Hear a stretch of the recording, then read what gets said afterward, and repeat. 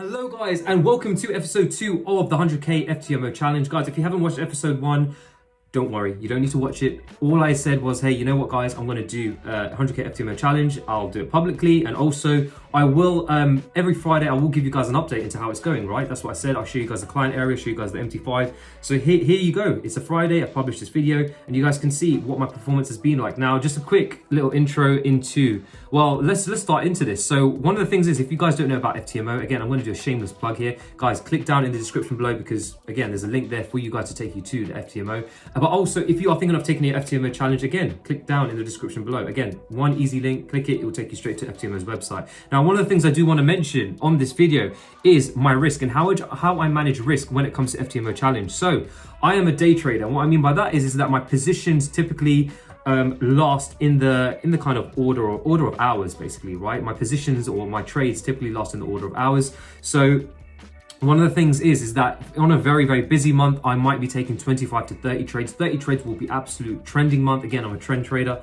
30 trades is a heck of a lot. But again, in a kind of range bound period, if markets are just quite stagnant, it might be 10 to minimum 10 trades, possibly in and around that number. So that's the reason why I risk 1%. I try and find these locations where price will literally ping off.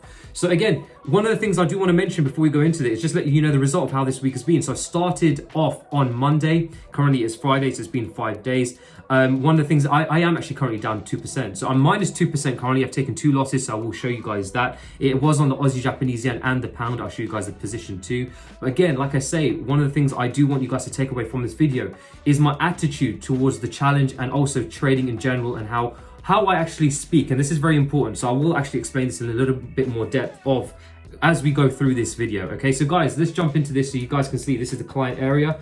As you can see, it's just been down. I'm down 2%, minus $2,000. Okay, you can see it's gone sideways here because essentially I paid for the spread on a day that I've not traded.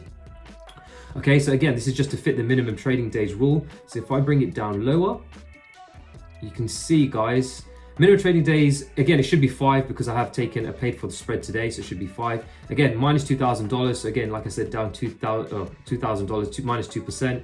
If I scroll down further, you guys can see, feel free to pause it. Again, you guys can see, look, taking a trade literally on every day. You can see it took the loss on 25th and took the loss on 27th, minus 1%.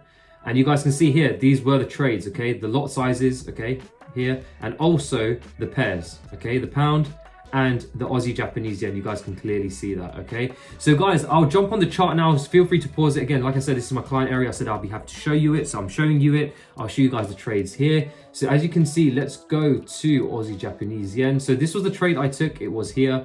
The stop loss looks absolutely ridiculous, but like I say, again, it's about following the plan, okay? If I've back tested with a set pip stop loss, I follow that, I stick to it, unless times are absolutely unprecedented, like when it was, when COVID was announced and in March 2020 and markets were absolutely crazy. Then, of course, it's a smart idea to actually, increase the stop loss size if you're willing to trade or not trade at all. But again, like I say, currently, for me, I'm personally happy to stick to the stop loss. To me, yes, there are things happening in the world, but not as world impacting as the coronavirus had. So again, like I say, I'm happy to stick to a 12 pip stop loss. This was the loss.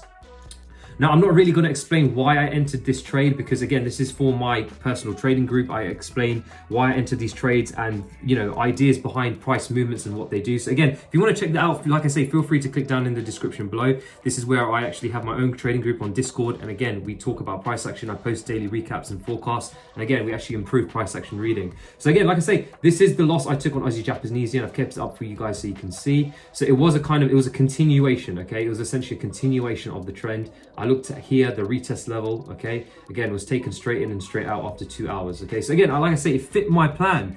I'm happy because it fit my plan. I do not care if it was a loss. Again, what happens if I was said to myself, oh, you know what? I've put the risk to reward tool on. It looks tiny. It fits my plan, but it looks tiny, so I don't want to enter. What are you doing there, guys? Well, ultimately, you're saying, you know what? Hey, I know it fits my plan, but I don't want to enter the trade. Why? Because of the stop loss size. Again, your mind is typically going to try and find these reasons to not enter, right? Your subconscious is trying to keep you safe, right? That's the whole point of it. So one of the things you've got to tell yourself is, yes, stop loss looks small. Does it fit my plan? Most importantly, yes. So put the damn trade on, right? That's it, period. That's how it has to be. Now, the next trade I'm going to explain is the pound. So guys, this was the pound trade, and one of the things I do like on this pair is the flags. Okay, so you guys can see we had a really nice impulse down. We've got a very nice flag, so I entered here. You can see we actually did continue down in the trend. Okay, we pushed down. But as you guys know, the pound is a very volatile pair, especially when London session opens. Okay, I'm sure anyone trading the pound US dollar knows that. So we had this absolutely ridiculous candle here that came up and took me out for 1% loss. But again, and then we start to continue down. Like I said, it fit my plan. So I'm 100% happy to take that. Am I going to be fussed about it? No. Again, like I say, all the trades I've taken this week fit my plan. So hey ho, that is how it is. Now, like I said to you guys, I will actually show you my MT5. So I'll put a screenshot here on the screen now. You guys can see the orders or transactions I've put in on the page. I think it's under history or something. So there you have it. Now, this is one of the things, right? So this is one of the things I want to explain to you guys when it comes to taking challenges and the attitude to it, right? Is that yes, you're going to feel emotion, okay? And now if something fits your plan, if a trade that you see fits your plan, yes, you're going to feel nervous, right? Why? Because you're putting money at risk, okay? However, you do not know what's going to happen next. There is not one trader in the world that knows what's going to happen next. You just know that based on the evidence that you've seen, like I say, this is if you're purely technical trader. If you have seen a trade that fits your plan, you must put that trade on, regardless of if it is a winner or loser or whatever you think. If this is the thing, like even if you say, hey, like I said earlier, stop loss looks small, again, that's your subconscious trying to keep you protected. You cannot listen to it. It is there to keep you safe. This is why trading is difficult, because again, people want to feel safe or they want to feel greedy when they are up. Especially, you hear this statistic all the time, especially from my Forex funds. I remember them saying, and you guys would have seen this in one of my videos, that when the traders have their biggest payouts, after 2 weeks, they blow their accounts, right? Why is that? Well, they typically risk more, or they don't have a stop loss or something ridiculous, right? But ultimately they deviate from their plan, okay? So like I say, your trade plan needs to have an edge, a profitable edge. You need to have back tested it across a sufficient period of time. But also you must understand that when it comes to the live markets, right? It's one thing to back test. Back test is basically data analysis, right? And you can create a trade plan and be like, hey, this is profitable. When it comes to live trading, it's a different game because you do not know what's going to happen next, right? And number two, like I said, you're going to have emotions that are trying to destruct your path and take it away. So this is the attitude, a yes/no attitude, right? Like I've said, do I care if these trades were a loss? No. And this is the thing. Think about the way I'm speaking right now. I ask myself a question, i.e., it can be a question in your trade checklist, and I answer it with a firm yes or no. I discipline myself. Yes, I feel emotion. Yes, I'm always going to feel something when I put a trade on. But as long as you give your mind a logical answer, a yes or no answer to it, you're going to feel a lot more comfortable when putting on the trade. Yes, you might feel uncomfortable, but again, you know you do the right thing, not the easy thing. The easy thing is to not trade at all. Keep you safe. What are you doing? You're not taking any trades. You're not entering the ones in your plan. You're just being kept safe, and in the long term it's not really going to be beneficial, but you're doing the right thing. The right thing is to execute to that plan. If it fits your plan, take it, right? So this is another thing when it comes to this challenge, right? And I hope you guys take this kind of attitude away and really implement it into your trading. Do I care if I fail this challenge? No. Do I care if I pass this challenge? No. I do not care what happens next. It does not matter if I fail this challenge, if I go in 10% drawdown. It does not matter if I do something silly. Well, actually, it does matter if I do something silly. That's incorrect. If I do something silly, then I'll be kicking myself. And that is a sign of being an art professional, right? So like I say, do I care if I fail the challenge? No. Do I care if I pass the challenge? No. Because again, like I say, all my job here is as a trader, with a trade plan that is purely technical and I have yes/no answers to my trade checklist, is to execute on that. I should not be thinking or worrying myself of outcomes or thinking about drawdowns. Now guys, if you are in a drawdown, like I say in my previous videos, do an advanced self-review and reflect on why it is that. Were you taking trades that did not fit your plan? However, if you took all the trades that fit your plan, then you got no qualms. But there's also another element to this, because you can also take trades that fit your plan, but miss trades that fit your plan, right? And you have to ask yourself, why did you miss those trades, right? Was it fear of getting involved, or fogey, as I like to call it? I think I've coined that term.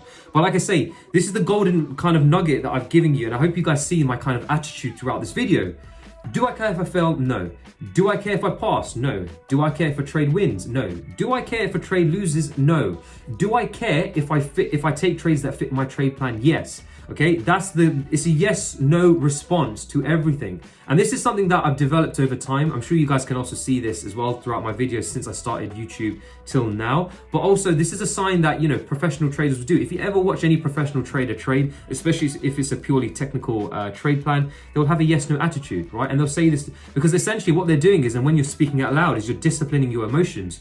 Yes, you're going to feel stuff, but you have to say, no, this is not it, and this is my plan, and I'm going to say, I risk 1%, that is it, that's my risk management aspect. Does this trade fit my plan? Yes, execute, okay? So like I said, this is the reason why I'm doing this 100K FTMO challenge and sharing it with you guys, because number one, well, again, I'm comfortable with my trade plan, again, but also number two is the fact that I'm happy to show you guys the attitude that I personally have when it comes to trading. And I hope you guys genuinely take something away from this and the attitude I've had and portrayed through this video, and take it into your trading and actually make your trading like that, make it profitable, make it have an edge, not have a an R answer. And I know that this is something that I do see across traders that actually trade with pending orders versus market execution, is that if you're trading candle by candle, right? So let's say, for example, like for me, as you guys see, I personally just trade one time frame, 1 hour time frame. If a new candle is printed, right, I recheck my trade checklist and re-answer all the questions, and that will help me to answer whether or not to keep that pending order on or off, okay? Price can always change, okay? I might see momentum in one direction. If I'm seeing a candle that is showing a strong, reversal possibility, I'll go through my checklist and answer it yes or no, and that will help me to answer whether or not I'll keep the pending order on and off, okay? So that's just a little golden nugget or tip when it comes to putting these kind of pending orders on, if you do typically like to have pending orders in your trades. So there you have it, guys. Like I said, episode 2, there you go. I'm down -2%. Personally, I don't care. I'm happy to show you guys wins, losses. I don't really mind what happens next. Again, as long as I'm following the trade plan and I come back to you guys and say, look, these are the trades I've taken, I followed my trade plan, that's all that matters, okay? So let's see what happens in the upcoming episodes, what will happen to the profit target. Like I say, when it comes to filling in the minimum trading days rule, all I do is pay the spread. So what I mean by that is hit buy for 0.01 lots and sell the trade, okay? So that's my kind of strategy for that. But guys, like I said, if you had any questions or anything you want to talk about this video, feel free to write it down in the description below. And if you were how can I put this, if my kind of attitude to the trading and how I actually portray the challenge and how I actually treat the challenge and also my trade checklist does resonate with you guys, then feel free to come back to this video and watch it. I believe that at least this will be a great video to show you a good attitude that you guys can take in your trading. And like I say, it's something that I will always want to keep consistent in my trading. So like I say, guys, I hope you enjoyed this video. It's been episode 2. I'll speak to you guys next week. I'll publish episode 3 on Friday. Unless something happens or unless I'm on holiday, which I doubt it. But again, like I said, I will actually publish episode 3. I should actually keep to my word there, okay? So episode 3 coming out next Friday. Feel free to check in with me and how I've been doing on this 100K FTMO challenge. But for now, guys, like I say, if you had any comments, feel free to write it down in the comment section below. I hope you guys do manage your risk properly. I hope you guys have a solid trade plan and the answers to your trade checklist is a yes or no. This is the sign of a professional trader. This is what a professional trader does. Again, do it like that, okay? Anyway, guys, I hope you enjoyed this video. Feel free to like and subscribe this video, again, for more awesome content. But for now, have a fantastic trading week next week, and I'll speak to you guys soon. Peace.